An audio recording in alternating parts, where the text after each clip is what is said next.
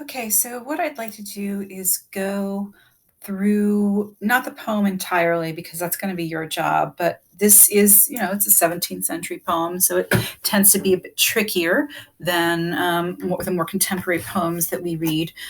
This is an extremely famous poem. It's known for its what's known as a metaphysical conceit. Metaphysical conceit is a comparison made between two extremely unlike things that you would not expect to be put together at all.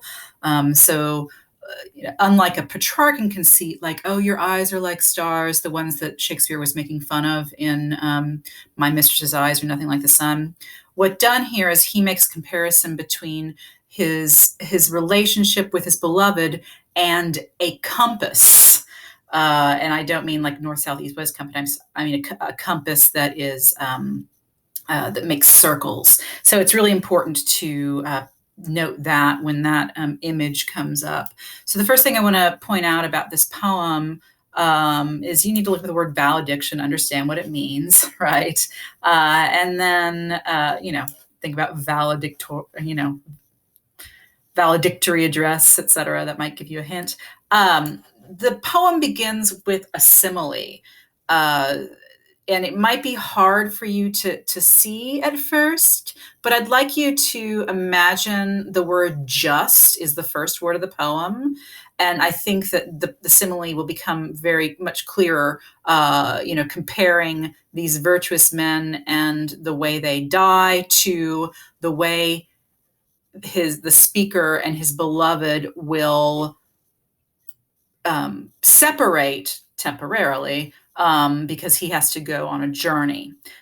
So that's what those first two stanzas are about. The third stanza, there's another kind of comparison, although it's not explicitly stated. It's not a simile, but it's more metaphorical, talking about earthquakes and comparing them to the movement of the spheres, right? The movement of the planets, and which one is how each one is perceived. Again, remember this poem is about separation and movement.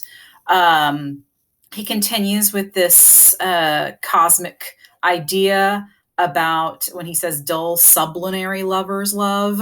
So the love of dull, you can understand what that means. And sublunary, sub, loon, right? So talking about the people whose love is under the influence of the moon, right? So we know what the moon does and what their love is like and what their love can't stand.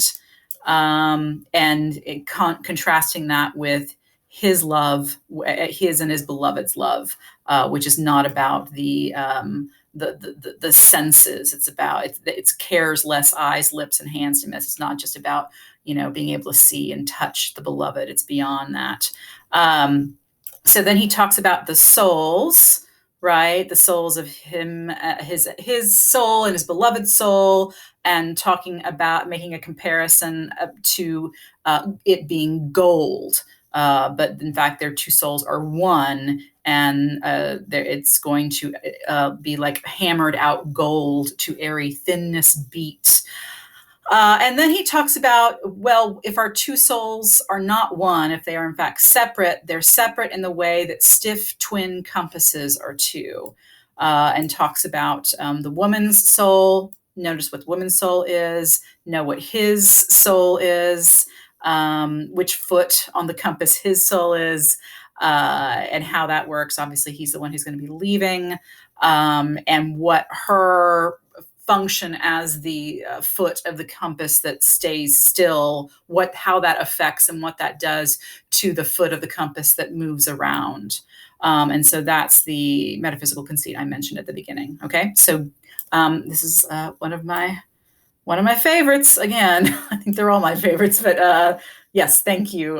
Good luck. I'm sure you'll do a wonderful job. Thanks.